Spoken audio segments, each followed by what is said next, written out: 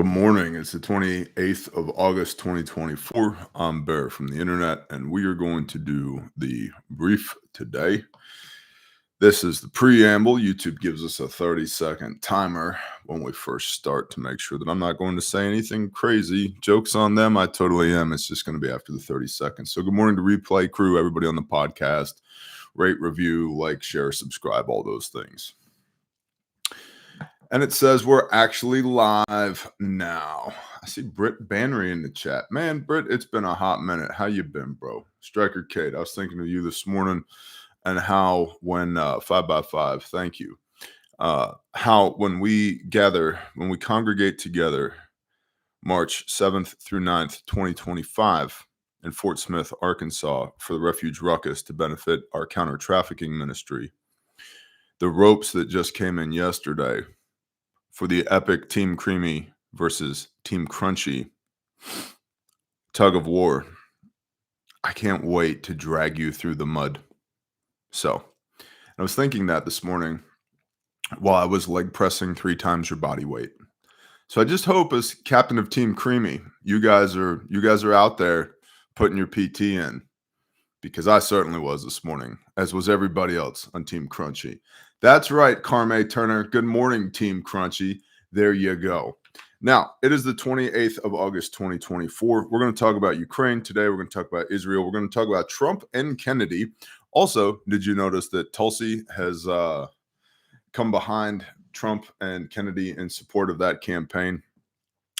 Yeah, there's a lot of traditional liberals, traditional Democrats,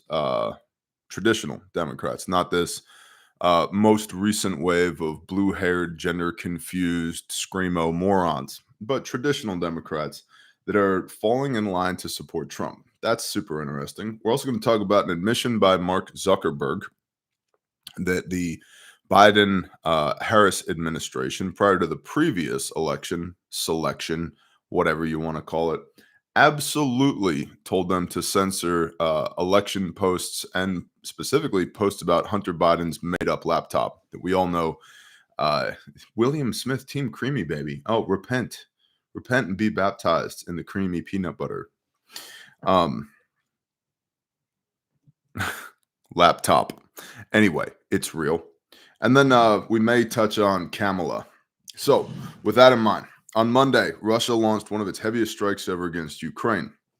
The attack consisted of a barrage of over 200 missiles and drones, which targeted both civilian and energy sites across the country, including the 2 most populated cities in the country, Kyiv and Odessa. Kyiv is not right on Russia's border, and so it's kind of in the center of the country. The country, again, there's a lot of potato-shaped countries there. So imagine you had a potato and it was in landscape mode, right? Horizontal. And this potato was bisected down the middle, roughly, by the Dnipro River, okay? And Kyiv sits on the Dnipro River in essentially the center of the country. And so for Kyiv to come under Russian attack, and this is not the first time that this has happened, but for Kyiv to come under Russian attack is logistically more impressive than we've been in a trench for 3 weeks and we've gained another 50 feet of ground.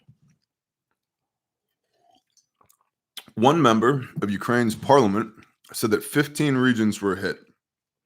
The drones used included about 100 Shahed drones supplied by Iran. Imagine that. We've talked about this previously, but Russia accounts for approximately 1/7 of Iran's GDP. Russia and Iran are very tight, and what is happening in Ukraine is in large part, aside from the DNC money laundering and then the Warhawk rhinos wanting to extrapolate the $13 trillion worth of mineral wealth between the soil, underneath the soil, and the United States Department of Defense realizing that we've lost a lot of lessons learned in 3rd-generation conventional warfare, and we haven't fought a near-peer threat since 1945-ish. So we need to recapture those lessons, which is why there's special military advisors on the ground and have been in Ukraine since 2014. Aside from all of that, this is a proxy war between the United States and Russia. And Russia and Iran have been good buddies, overtly and covertly, for decades. Also, let's just go here because we're here.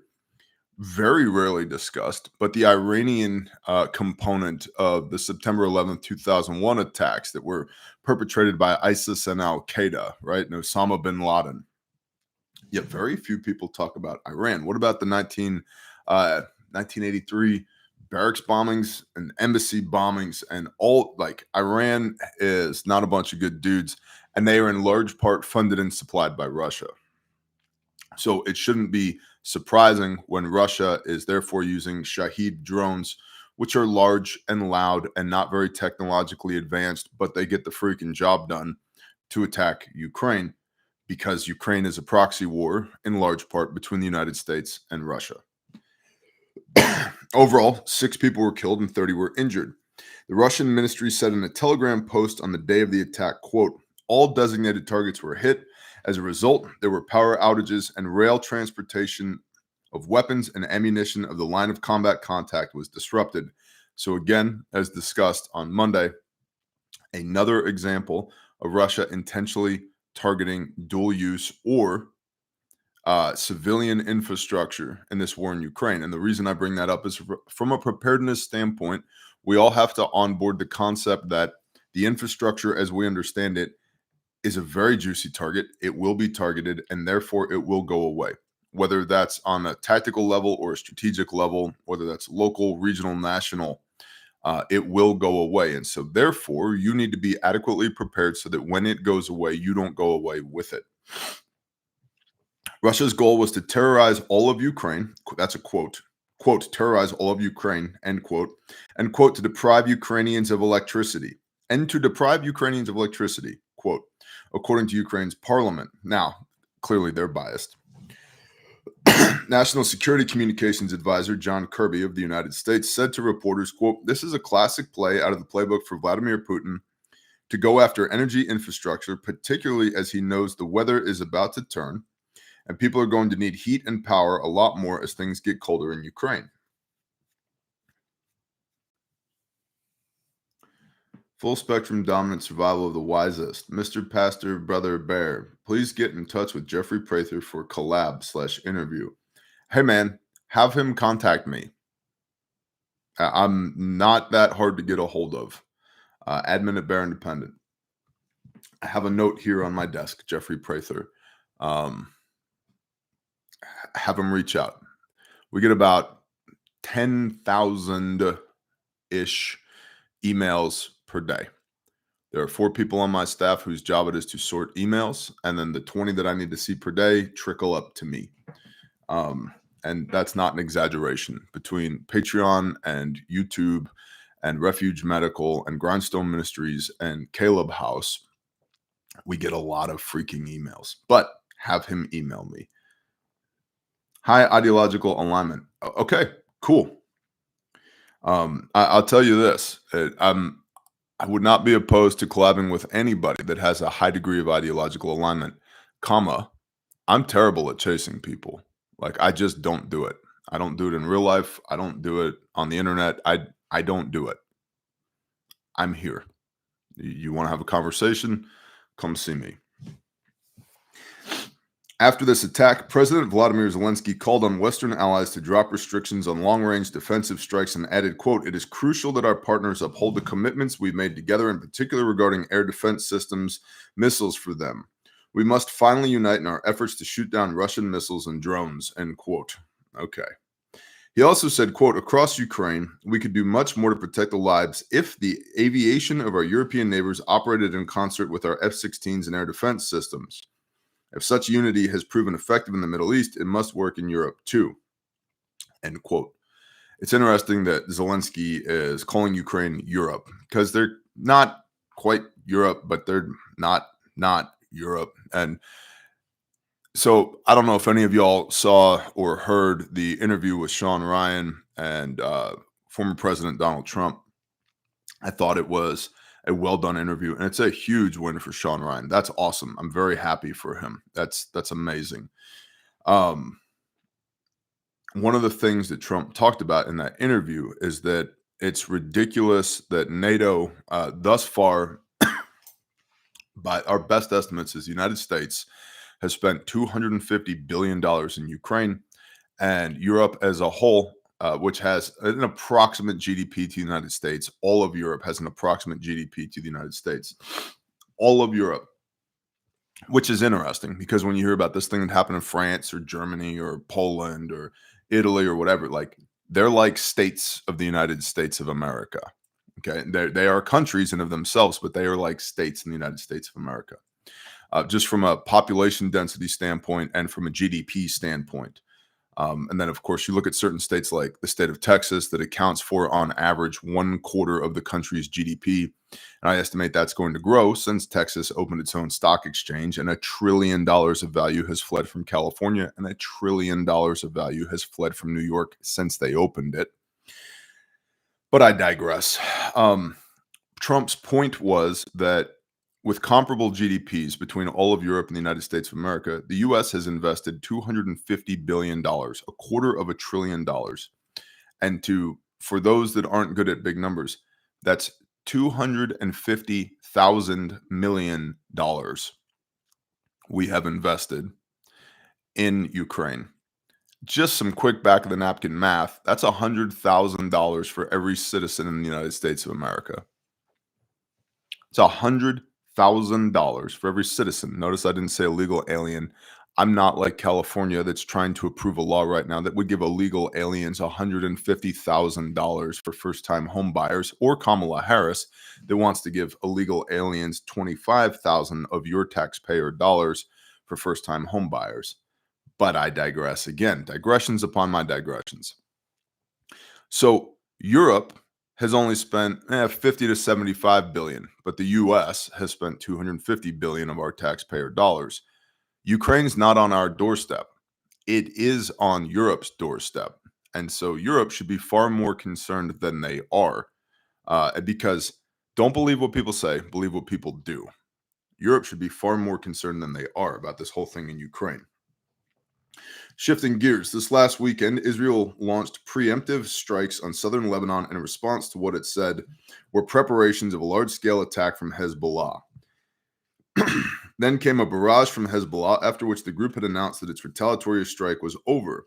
Both groups seemed to announce success and wash their hands of it, so this may be the end of this particular bubble of tension. But that's Hezbollah. What about Iran? Also, Israel's Flotilla 13, again, good reporting on this from Brian Dean Wright at the Wright Report. Israel's Flotilla 13, which is comparable, it's kind of their version of the U.S. Navy SEALs, rescued a hostage that Hamas had taken. And they were in a tunnel about 25 meters, so about 80 feet underground. And they heard somebody speaking Hebrew. And they found this dude just by himself in the tunnel. And there he was. The debrief that guy is getting right now, holy crap. Yeah. He might be an Israeli citizen, but they're going to be hot washing that dude for weeks, if not months, to gather as much information from him as they can.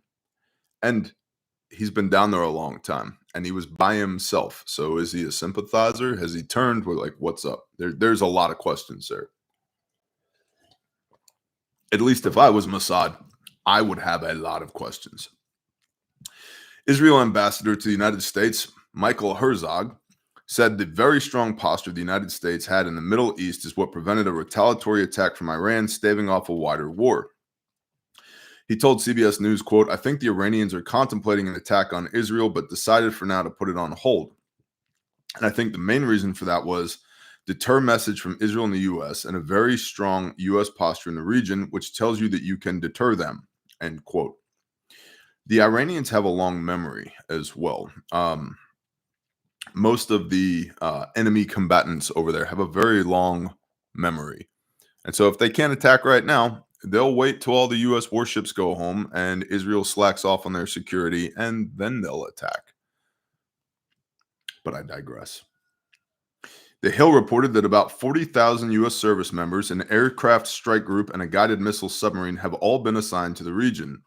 While it is true the nation hasn't acted yet, Iran has repeated that it does intend to punish Israel for Haniyeh's death. Meanwhile, it appears that the ceasefire deal may have collapsed now that the Secretary of State, Anthony Blinken, has left the region without securing any significant agreement between Hamas and Israel. What did you think you were going to get? The sons of Isaac and the sons of Ishmael have hated each other's guts for 3,500 years.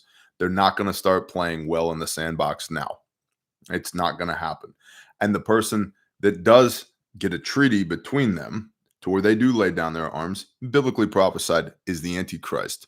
And then the Christ, the Mashiach who returns, read Revelation 19, will bring peace upon the earth, but he brings peace upon the earth with a sword. There's nobody left to break the peace. Yeah. Which is why everyone should read their Bible, because the Messiah that you've been preached on Sunday morning by some sopping wet beta male P word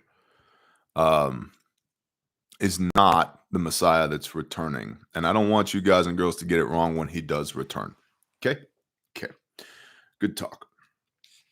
Meanwhile, it appears that the ceasefire deal may have collapsed now that Secretary of State Anthony Blinken has left the region without securing any significant agreement between Hamas and Israel. On the other hand, an official from the U.S. told NBC News that the talks are expected to continue on in the next few days at lower levels to supposedly, quote, close the remaining gaps. Now, if you're new here, subscribe, ring the little bell icon, leave a comment for the YouTube algorithmic robots to chew on. They hate our guts and we hate them back. We're going to talk about Zuckerberg here. It's interesting, some of the censorship that meta platforms, Facebook and Instagram, have actively been engaged in.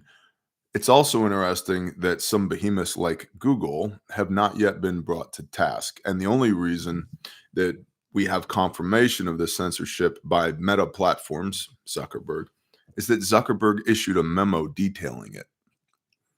My guess is Google is probably not going to do that anytime soon. And the reason I bring that up is that Google is the parent company of YouTube. And then why are you on it, Bear? Well, I was just reading in Judges this morning. There was a guy named Yishai, Jesse. Jesse had 8 sons, and the youngest of his 8 sons was a guy named David. Small, ruddy, clear eyes, strong character. And there was a Philistine dude named Goliath, and he was their champion. He was 9 cubits in a span. That's pretty freaking tall. And he taunted the Philistines arrayed in battle across this field from the Israelites, and he taunted Israel for 40 days. 40 days. That's an interesting number. Comes up over and over again. 40 days Moses was on the mountain. 40 days Messiah was in the wilderness being tempted by Ha-Satan. 40 days it rained while Noah was on the ark. 40 days the Israelites were supposed to wander in the wilderness, but they rejected the promised land, so then they wandered for 40 years. So when you see the number 40 in the Bible, it means that this is important. Pay attention. There's a transition about to happen. And so Goliath taunts the Israelites for 40 days. And then David shows up, and King Shaul says, hey, you want my armor? And he's like, nah, bro, I'm good. And he picks up a handful of rocks, traditionally 3 as it's rendered, and he puts one in his sling, and he rockets that thing towards Goliath's head with the force comparable to a 45 ACP, 230 grain jacketed hollow point, right in the head. And it knocks Goliath over, but it doesn't kill him. What kills him is David then walks up to him, unsheathes Goliath's sword, and cuts Goliath's head off with it. So, in some instances, battlefield pickup is absolutely biblical. And there's a concept here of cutting Goliath's head off with his own sword. And that's what we are attempting to do here on YouTube. They're the giant, and we're the little tiny guy who's just going to be unafraid on the battlefield of life. Cipriano, what's up, James? I just signed a lease in Tennessee. You and PJF have always helped, brother. Bless you, bro. Thank you for the super chat. So, That's why we're on YouTube. But you can help us in our combat with the YouTube algorithmic robots by liking, subscribing, sharing the show, please and thank you, and leaving comments for the robots to chew on. The show is brought to you by the creator of the universe, in case you haven't figured that out by now, by the fine people at Patreon. Link is in the description. And of course, Refuge Medical, for whom I am the founder and CEO, aka Chief Shilling Officer. Now, I wanted to tell you guys and girls that later today, approximately 1300, 1 p.m. Central Time, at the Refuge Medical channel that you should all be subscribed to. And don't worry, we're going to get back to the news here in a minute. You should all be subscribed to the Refuge Medical channel, every one of you people watching right now, because there's excellent information over there. 1 p.m. today, Central, Britt and Lauren will be doing a live stream talking about trauma medicine from the perspective of a mom. 4 moms, 4 ladies, 4 grandmas. Go check it out. If you've ever found yourself confused, if you're of whether you're male or female, and you found yourself confused by some of the terms we throw out, a closed tension pneumothorax. Okay, cool. What the hell is that?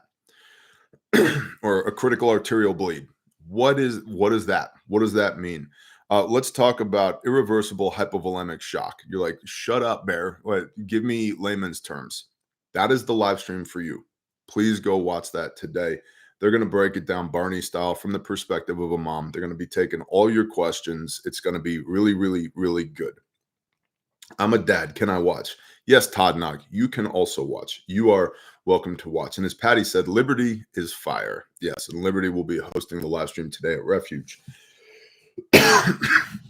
Now, if somehow you've been living underneath a rock and you're unaware of what Refuge is, we make the best first aid kits on planet Earth. And that is not me just saying that. 134 people are still alive because of our kits. I founded this company in my barn 5 years ago. We make everything here in the United States of America. And now we're on 4 continents and with all branches of the U.S. Armed Forces electively. So if you want a real first aid kit, you can find them at refugemedical.com. And your promo code is BearNation for free shipping. Okay? Okay, Bear. Fabulous. Next.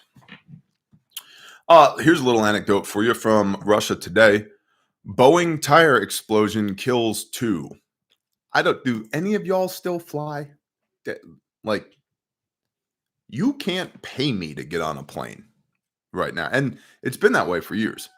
It started with TSA when everybody just all of a sudden got okay with some stranger you never met before with a pair of latex gloves on, shoving his finger up your bum hole.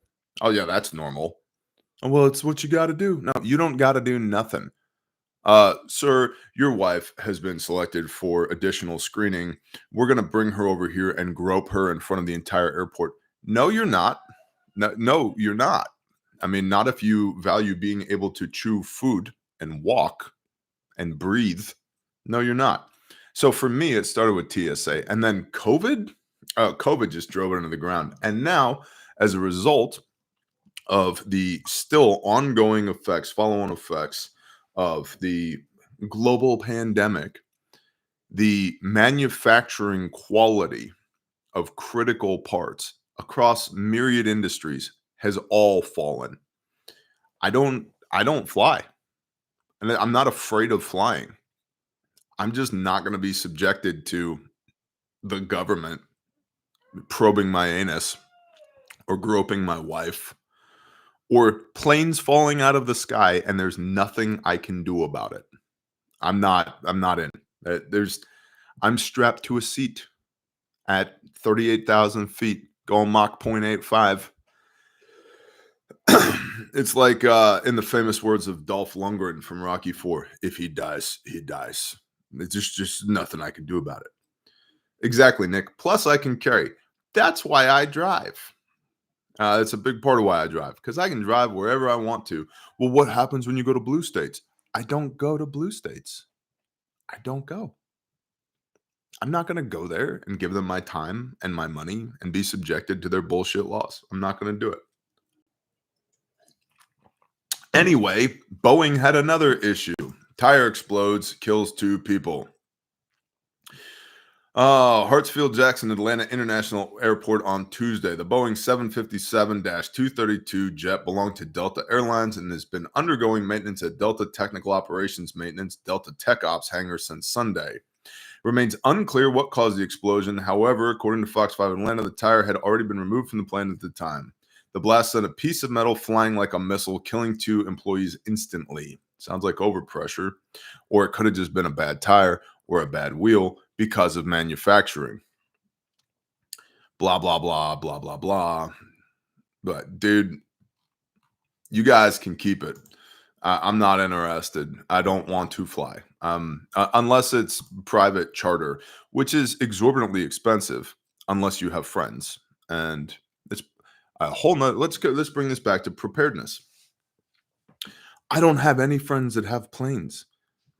Okay, find some. I mean, if you need planes, find some. Simple as that.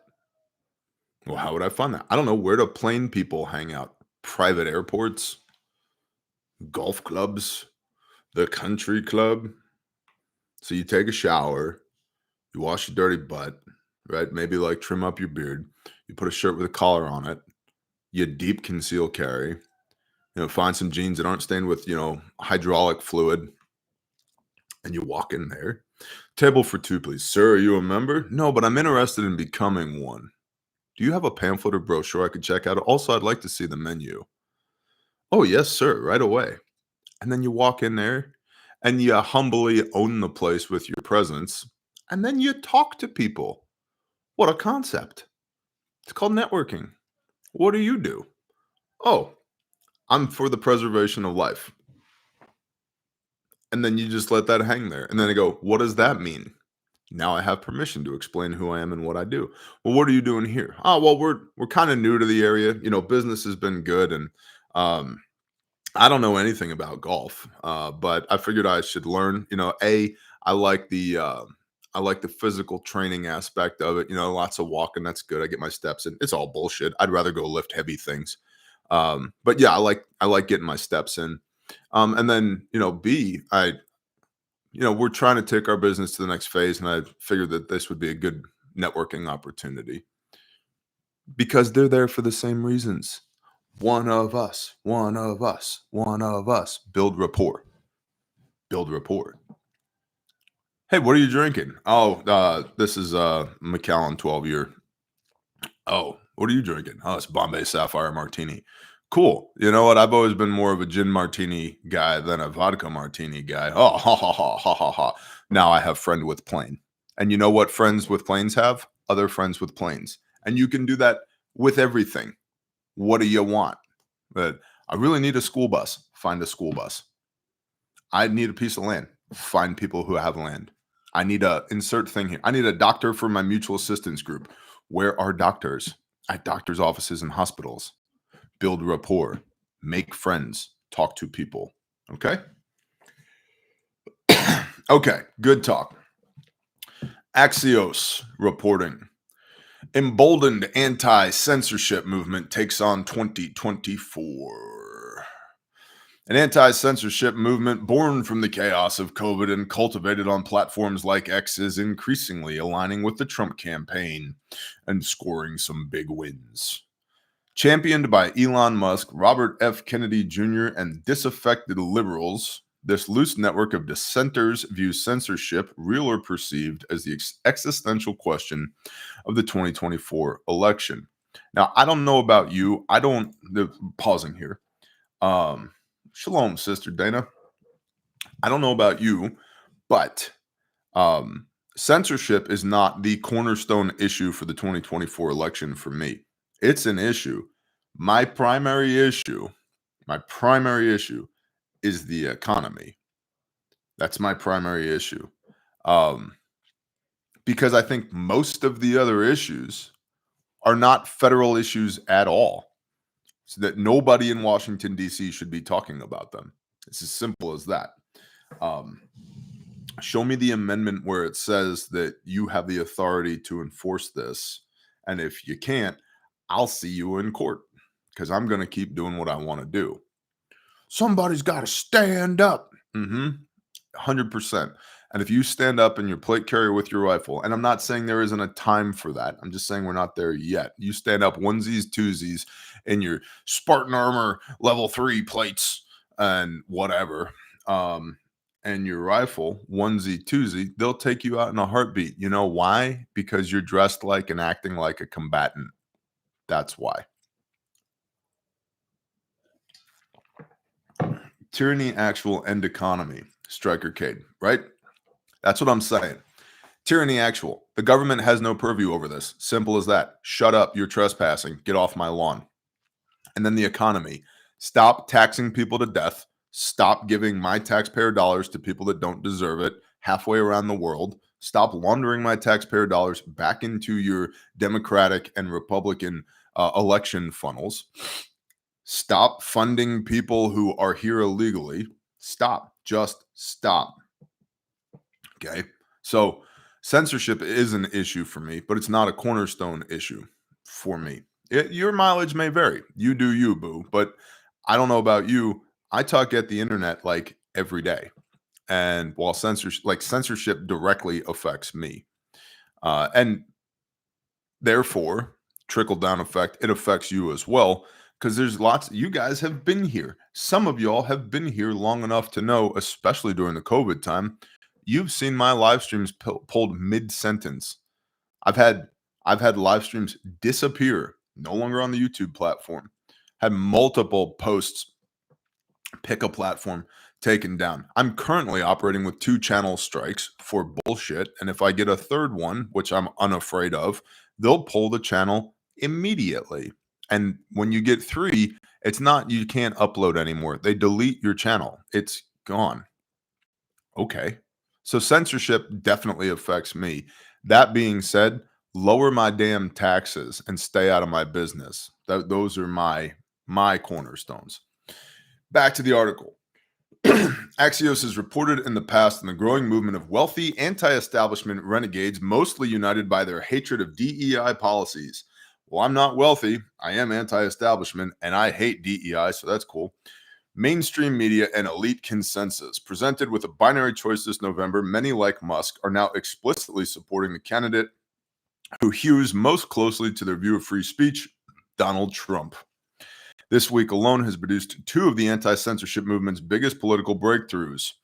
On Monday, Meta CEO Mark Zuckerberg acknowledged that the Biden administration had pressured Facebook in 2021 to censor certain content related to COVID-19 as part of its efforts to crack down on misinformation.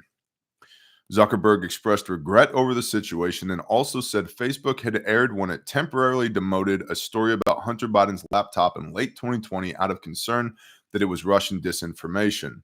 You know what they don't say in this Axios article? What they don't say, remember the 51 different intelligence community personnel who signed a memo, essentially an affidavit saying, nope, this is Russian disinformation. Hunter Biden's laptop is not real. And then that memo was presented to preemptively before it was released to the public. It preemptively presented to all these big tech CEOs so that they could get their censorship departments on board that if you see this story, demote it or delete it. They didn't say that in the article, but that absolutely happened. And we know that the laptop is real because it was submitted into federal evidence in Washington, D.C. when Hunter Biden was tried for and convicted on gun charges because he's a felon, because the dude smokes crack and bangs hookers.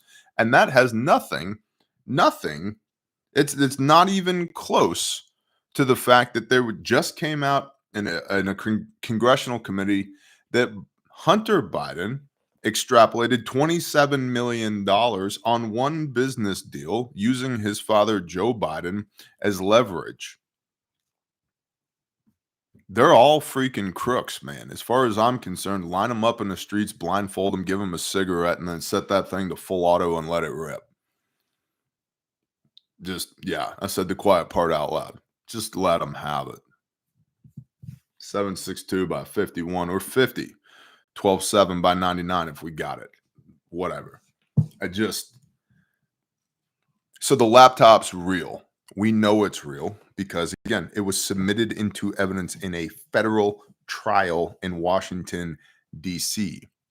And we all know, every one of us know, the Facebook censorship, right? Jessica Bennett, I've had so much removed on Facebook, 100% for misinformation. And then fact checkers.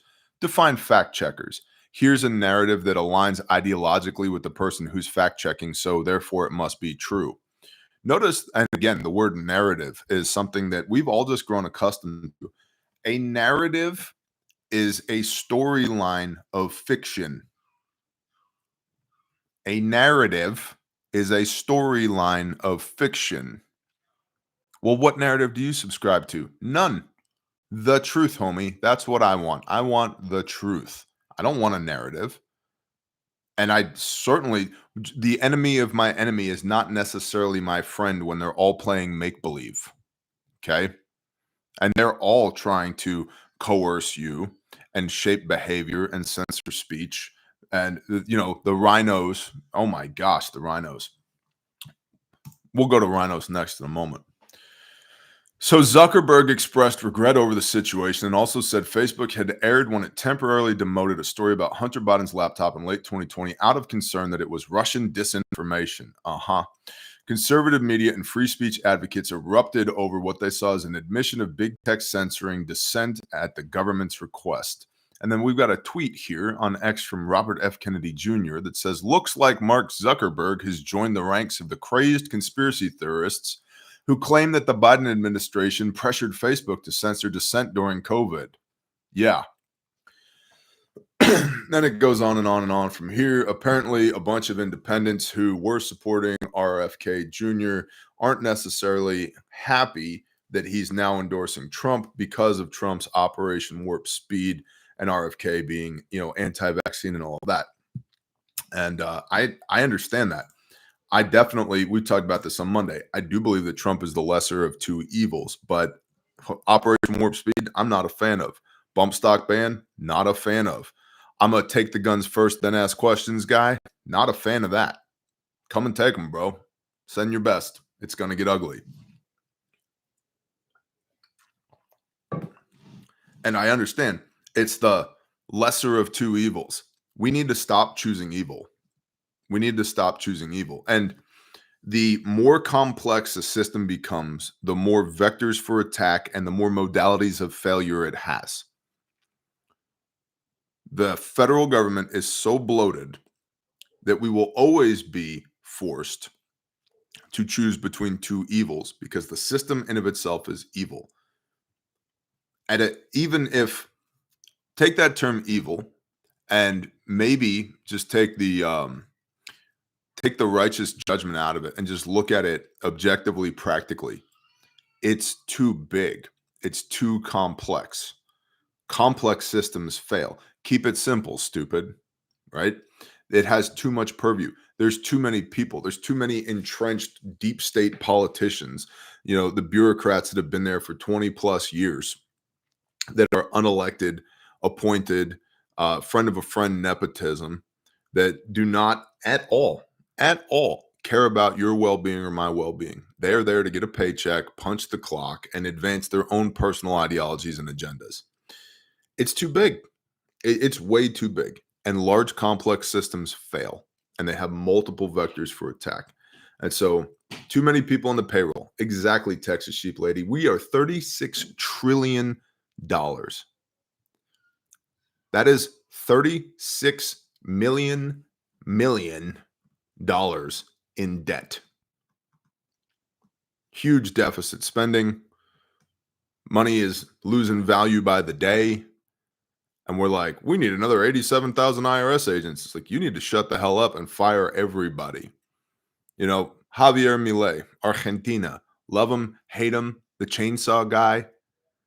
That guy fired, what did he close 17 different government agencies and fired more than 50% of the government staff. And the country for the first time has a surplus. Imagine that.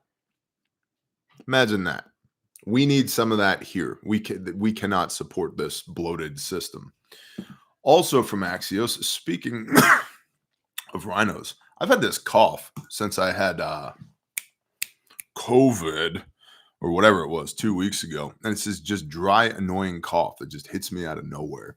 And I know tea with lemon. Here's the problem. Let's just admit our biases here. If I make a tea with lemon and honey, it's just a matter of time before I'm gonna flop a splash of whiskey in there and call it a hot toddy. And that's really not going to behoove me or anybody else at 8:28 a.m. on a Wednesday. I got too much stuff to do today to be drinking whiskey at 8:30 in the morning. So, yeah, I know all the things. Bush, McCain, more than 200 Bush, McCain, and Romney alums back Harris. Do you even deep state, bro? Do you want one more confirmation point that the left wing and the right wing are attached to the same shitty bird? More than 200 Bush, McCain, and Romney alums back Harris. She of the literal whore, right? The actual whore of Babylon. The actual whore of Babylon. The most extreme senator ever. Vapid moron, who, by the way, is now all of a sudden copying all of Trump's policies. Did you see she's now pro border wall and anti-illegal immigration? Did you see that? Yeah. She's a hoe, says Megan Ginger. She is a hoe. She slept her way to the top. She, in the last election, didn't even make it to Iowa. She didn't even make it to the first stop in the primaries. Out of, I think, what was it, 37 different potential candidates. She was a DEI hire. We know that because Biden said that his vice president would be a woman of color. And you know what her credentials are? She is a woman of color. She's terrible. She's also proof of the fact that the president is by and large a figurehead when it comes to these large broken systems. They have no real power. Now, we could argue, well, Trump will when he gets in there and he drains the swamp. Okay, maybe. But be careful not to idolize anybody, including him. Put no man up on a pedestal. He's no better than you or I are. He's just wearing a different hat in a different office. Okay? So this woman sucks. Literally. That's how she got the job. More than 200 staffers who worked for George H.W. Bush, George W. Bush, Senator Mitt Romney, and late Senator John McCain of Arizona have endorsed vice. By the way, those are all Republicans. George H.W. Bush, Republican. George W. Bush, Republican. Senator Mitt Romney, Republican. Late Senator John McCain, Republican. All endorsed Vice President Kamala Harris's presidential bid in a letter arguing another Trump presidency would, quote, irreparably damage our beloved democracy, end quote. And remember, when they say democracy, they're not talking about an equitable form of governance. They're talking about the system as it exists currently, where they can extrapolate wealth from you to them and coalesce power at the highest echelons of society. That's what they mean when they say democracy. And by the way, we are a constitutional representative republic. That's what we are supposed to be, not a democracy. A representative republic is supposed to protect the rights of the individual down to the lowest common denominator, one person, one single person. If everybody in the country says we got to kill this person, that person still gets to stand trial. They still get to face their accusers. They still get to present their facts, make their arguments, present their case. In a democracy, if 51% of the people decide 49% of the people have to do it their way, boom, it passed 51 to 49. We're not supposed to be a democracy. Okay, but understand, when these people say democracy, they're not even talking about 51 to 49. They're talking about the current system as it exists today. Why do all these people who get paid $160,000 a year have net worths in the tens, if not hundreds of millions of dollars? Answer me that. Riddle me that, Batman. That's what she's talking about with democracy. And that's what these rhinos are talking about as well, as far as Trump being a threat to democracy. They don't mean governance. They mean the capitalist system that they have in place that is not true capitalism. It's not laissez-faire capitalism. The open letter backing the Democratic ticket and lambasting former President Trump further highlights the ongoing fissures in the Republican Party over the persistent influence of the MAGA movement. I'll tell you what, rhinos, you guys better get with the program. Nobody likes you. Everybody sees through your bullshit, just like everybody sees through the Democratic Party bullshit. Nobody likes you. Nobody respects you. We have just as much war. We have just as many economic issues. We have just as many social issues under rhinos as we do under Democrats. You both suck. You're both terrible. Knock it off. And this gets back to we got to choose the lesser of two evils. How about we stop choosing evil? How about that? How about we just stop choosing evil and stop choosing to participate in evil? Well, they're the federal government. If we don't listen, then what? Let's have an honest discussion here. Why does the Second Amendment exist? It ain't for hunting. It's not for shooting sports. It's to maintain a comfortable distance from tyranny. Did you leg press today? Did you wind sprint today? Do you know how to disassemble and reassemble your weapon in the dark? Is it zeroed? Just saying. Vape King for tyrannical government. 100%. And that is protected speech under the First Amendment, censors. Just so everybody's clear here, all the moderators, everybody who's going to try and pull this live stream now or say, I'm a religious governmental extremist. Yeah, I'm a religious extremist. I read the Bible and do what it says. I take it literally. I'm a social extremist because I take the Constitution literally. Ooh. Several dozen George H.W. Romney and McCain staffers united behind a similar initiative to elect President Biden in 2020. But this year, at least 5 former staffers of George H.W. Bush also signed on to the letter, which was first published on Monday by USA Today. Despite honest ideological disagreements with Harris and her running mate, Governor Tim Walz, the group of Republicans wrote the alternative is simply untenable. They warned of the national security threat they believe Trump and his acolyte, Senator J.D. Vance, Republican of Ohio, pose, contending the Democratic movement abroad will be irreparably jeopardized as the members of the GOP ticket kowtow to dictators like Vladimir Putin. Oh, we're worried about the Democratic movement abroad. Why do we, at the end of a gun, need to spread democracy all around the world? So that their version of democracy can be used to extrapolate capital and extract capital from everybody around the world, not the U.S. Taxpayer voting base. That's why. They don't want that system to fall apart because that system is really good for their portfolio. The group wrote it was moderate Republicans and conservative independents in key swing states that ultimately delivered the presidency to Joe Biden, calling on them to take a brave stand once more. Or perhaps maybe they should consider just shutting the hell up and going away.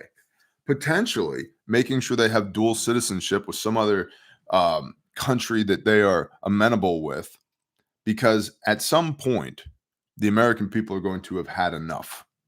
It's as simple as that. And if I was them, I would be hard to find.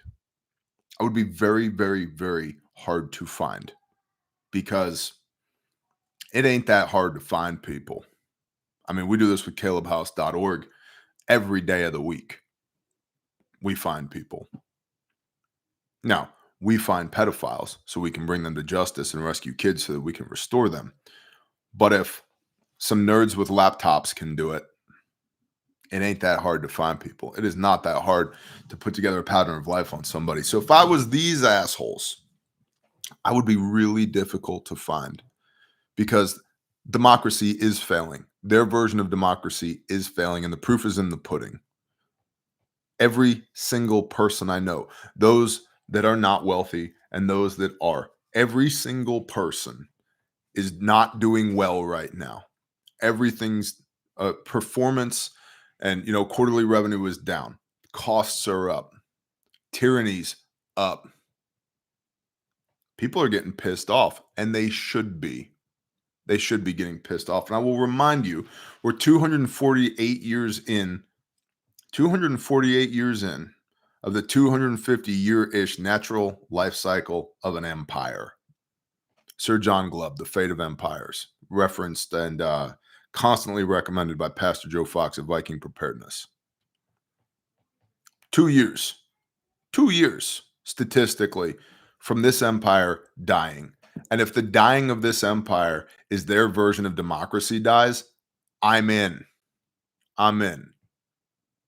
Low taxes, fight and win the nation's wars, destroy our enemies, and leave people the hell alone. And while we're at it, let's get some real money back. How about some gold and silver that backs our greenbacks instead of just the full force and faith of the United States government or ones and zeros on a computer somewhere. And I will feed and clothe and educate and house my children. I don't need your help, government. Thank you very much. And I will take care of the widow and the orphan. And I'll pave my own roads if I need to. Leave us alone. Stop trying to overregulate everything. Why do they overregulate? So that it means people like us can't be involved in playing the games that they play. Because if you don't have a $50 million per annum attorney team, legal team, you don't get to play ball. But they do, so they get to play ball. That's the show for today. Listen, again, I'm going to remind you, Liberty has this live stream coming up with Refuge Medical. You can, please, on YouTube, Refuge Medical, on Instagram and Facebook and all the others, Refuge Medical. So go check that out. That live stream will be today at 1 p.m. on the Refuge Medical channel on YouTube. Go check it out. And what else? What kit do you guys want to see? You guys want to see a kit? I'm looking at the chat right now. What kit do you want to see? Yes, sir, we will be there. Thanks, Salson. Already sub, Nick. Thank you. Central Time. Yep. Engineer to succeed. Thanks for the brief, Brother Bear. You're welcome. SOB, Echo Adventure, SOB. Well, the Adventure kit is in the other room. Car kit. Okay. Stomp. Stomp is in my truck. Ankle kit's by my front door. You know what? I'll bring a Stomp in here for the brief. I've got in here, I have an adventure, or I have a vehicle kit, the travel fac. I have bear fac, bearman, SOB, boo-boo kit. No, I do have I have an adventure kit right here. All right, we'll do adventure kit and SOB real quick.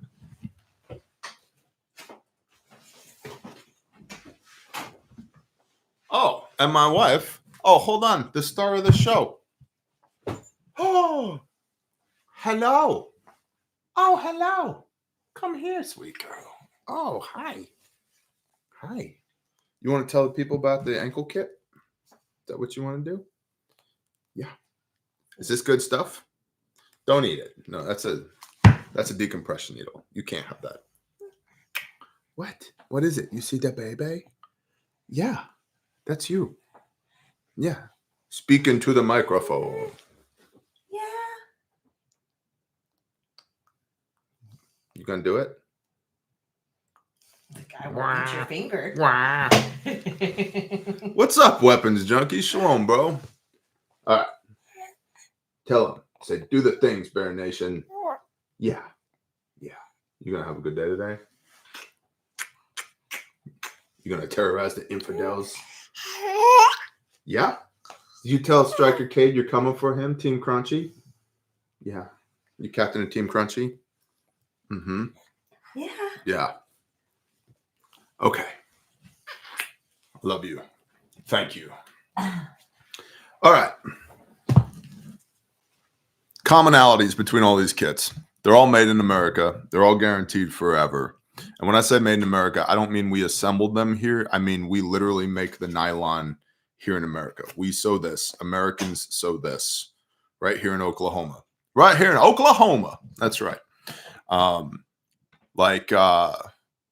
30 of the 50 people that live in Oklahoma work for Refuge Medical. It's pretty cool.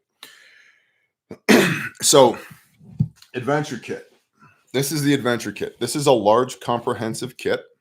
It's in this bag, which is amazing. It's got Molly Pals webbing on the bottom and on the front. And it's got this big pocket on the back. This is a great vehicle kit. It's also a great home or homestead kit. And the adventure kit is designed to work boo-boos, broken bones, and bullet holes. Okay. So it does everything. And in this kit is freaking everything. All right. So I have the entire contents of a Bearfac in here.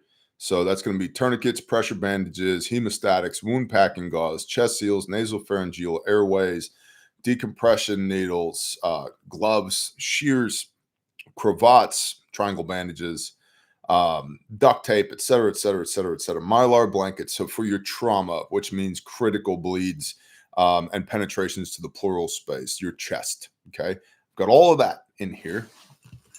And then I've got all these bags that are sorted right here. This is all my gauze, my wound closure, my steri strips, my skin stapler. Down in the bottom of this, I have a SAM splint. I've got my ACE bandages. I've got OTC meds, right? This is a Schlissman pediatric tourniquet right here. I've got, Benadryl and antidiarrheals, finger splints. And then you'll note in here, there's 2 pockets here.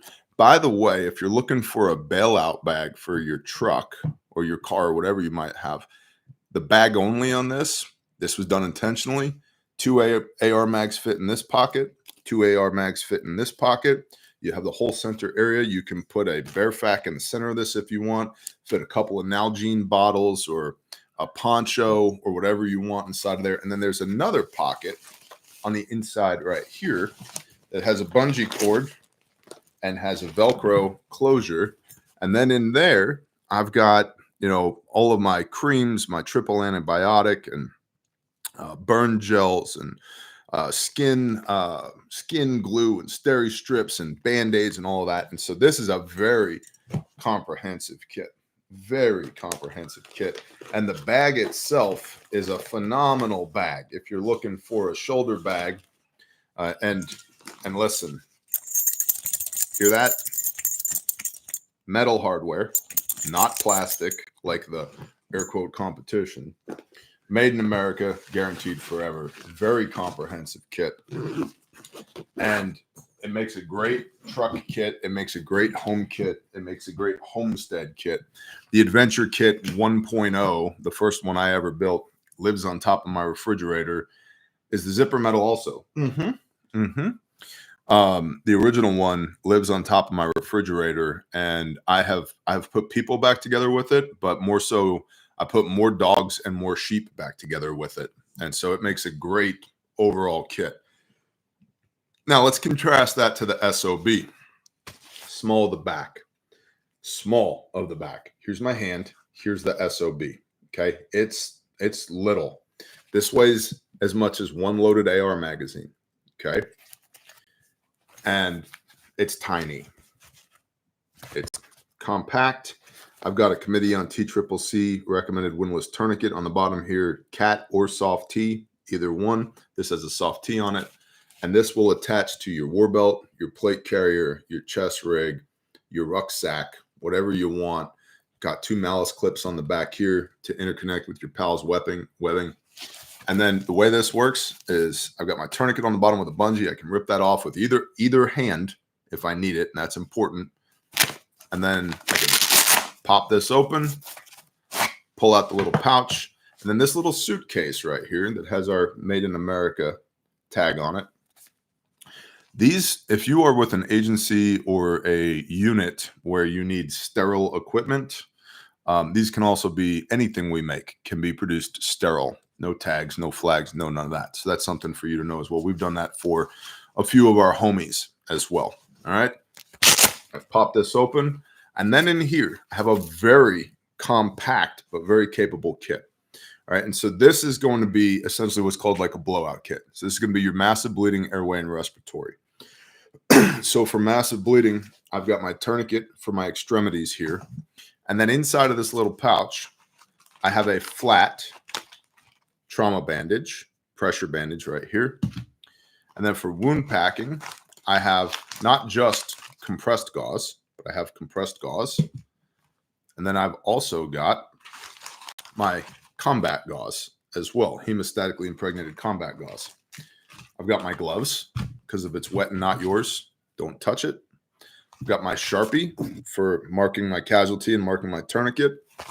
Then I've also got flat duct tape because it rules the universe. And I can use this duct tape in conjunction with any of this packaging to seal up holes in the box, the pleural space, your chest cavity. I've got a pair of chest seals, one vented, one non-vented here. And I've got a nasopharyngeal airway with the Surgilube. So this is massive bleeding airway respiratory. It's a great compact kit, made in America, guaranteed forever. Just yesterday on Instagram, I was posting pictures of hardhead veterans. They make ballistic helmets, armor, stuff like that. Hardhead veterans running the SOB, this kit, at their arranged day of training that they were doing. And then Born Primitive, a bunch of former SEAL guys running the OPFAC at a training that they were doing. And so these are operational blowout kits, and there are, I can't tell you exactly who, but I can tell you that they're very good at what they do that run these SOBs specifically. And they're available in all kinds of colors. I recommend red with reflective for civilians because you can see it in the dark. But then if you need multicam or coyote or ranger green or any other color, just check the website. We've got cool guy colors too. So that's the SOB. And then if Kevin Timmer, the OPFAC is awesome. They all are though. Thank you. And then we will briefly discuss the ankle kit. This is the ankle kit 0.0. This is the original prototype. I've been running this thing for about a year now. And it's very compact. You can wear this underneath your jeans or your slacks. I do all the time. And what separates this one from everybody else's ankle kit is that A, it's more low profile, and then B, it stretches. If you look at the screen, it stretches. That makes it way more comfortable. Way more comfortable. And this one has a year's worth of use and abuse on it. This is the original prototype, one of one. And you can, like, it's actually even per the production model that we have now, it's missing a pocket. That was one of the changes that we made. And so it's a very compact, very affordable kit. And I have in this kit, blowout kit, on me, I've got a soft T tourniquet. I've got a Sharpie. I have a decompression needle. I have compressed gauze, combat gauze, gloves, flat duct tape, shears, a 5x9 gauze pad, and a pair of chest seals. So massive bleeding airway respiratory blowout kit right here on my ankle. This weighs 15.4 ounces loaded, so less than a pound, and it stretches. It's actually very comfortable, very EDC-able, says Lone Star Living. So that's the ankle kit. You can find all this stuff at Refuge Medical. If you're on Patreon, use your promo code. It's in the description under the brief that you clicked on to come watch this video. Get you a percentage off. And if you're here in the Bear Nation, use promo code Bear Nation for free shipping on anything in the store. All right, that's Refuge Medical. The Ruckus. Okay, so with Caleb House, Caleb with the K.org. Caleb House is our counter-trafficking ministry.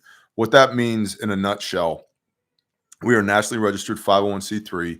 We make bad shit happen to bad people unapologetically, and then we rescue and restore widows and orphans. We put them back together again. We are building our restoration facility now while also maintaining a network of safe sites where we meet every need that these people have: mental, emotional, physical, spiritual, educational, financial. What else? The Ruckus is coming up. You can go to refugeruckus.com. Move that train. What train are you talking about? Whatever, Britty pal. RefugeRuckus.com. Early bird pricing for tickets to the Ruckus are coming up, and I just received yesterday, thank you, United Parcel Service, the ropes plural, for our epic Team Creamy versus Team Crunchy tug of war battle. I got 3 of them so that we can tie them together, because I'm expecting so many people to be involved in this that we're literally going to have a 100-meter long tug of war rope. It's going to be epic. On Friday, there will be speakers, presenters, blocks of instruction, stuff for the kids to do, vendors. If you'd like to be a vendor, just email us, go to calebhouse.org. You can find us. And then on Saturday, we're going to have worship, fellowship, massive Bible study. It's going to be awesome. Sunday morning, we will do our gigantic tug of war, and then we will ruck. And the whole point of this is to raise awareness and funds for Caleb House, which is our counter-trafficking ministry, because a lot of people talk about anti-pedophile stuff. We actually do it, and we've gotten pretty good at it, and we wouldn't be able to do it without y'all. So refugeruckus.com, early bird pricing there, and then calebhouse.org, Caleb with a K, if you'd like to donate, plug in, all of that, you can find us there.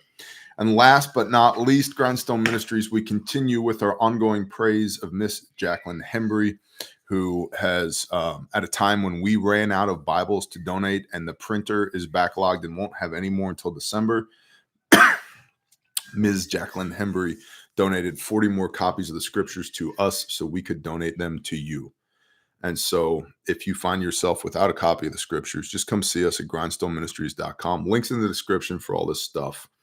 And if you want to deploy after hurricanes and tornadoes to go help us help people who have lost everything pro bono, come see us, grindstoneministries.com.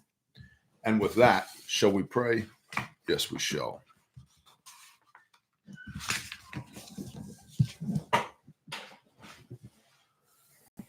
Oh, good morning, Father Yah. Father, thank you for letting us wake up today.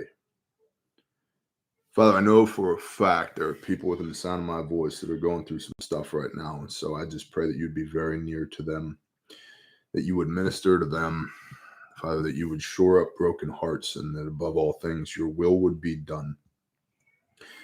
Those that are experiencing medical troubles, Father, please be with all the doctors and the nurses and all the staff, and guide their hands and their hearts, Father.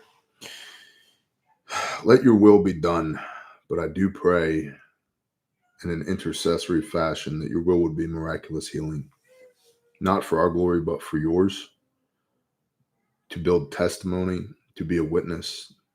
Father, just do it undeniably. And Father, also, be that not your will for reasons that we don't understand, because your ways are not our ways. I pray that you would make us strong enough to accept whatever your will is, Father, and that we would remember that we are all sons and daughters of you. Some of us know it, some of us don't. But when it's time for us to go home again, nobody gets to argue with you. And everybody we've ever loved in our entire life belonged to you first. And we just got to borrow them for a while. So, Father, we thank you for the time that we got to spend with them, and that the blessing that those people were in our life, even if jealously we'd like to have them back again.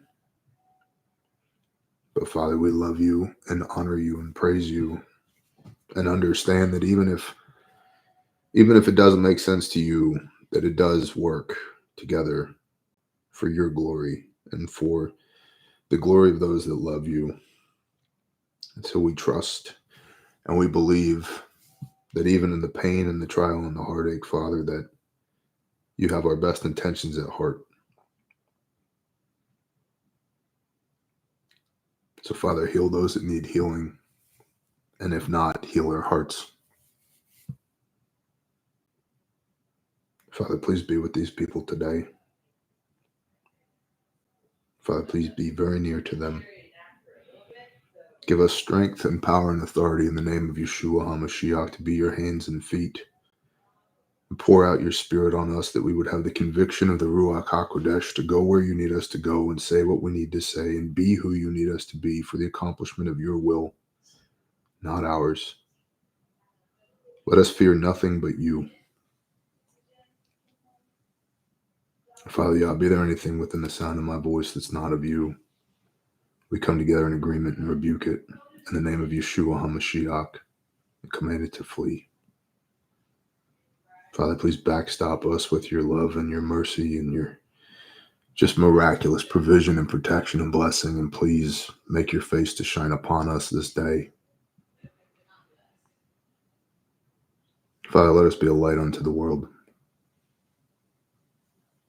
Father, if we find ourselves in the tunnel, wandering in the darkness, looking for the light at the end of the tunnel, let us remember to let our light shine. Just light up the tunnel ourselves through you, to be who it is you made us to be fearfully and wonderfully before we were born, intentionally having put us in the world to make the world better. Let us remember your promises and your covenants and walk after them in the model of Messiah, covered by his redemptive blood to the best of our ability. We love you, we praise you, and we humble ourselves before you. In Yeshua's name, amen.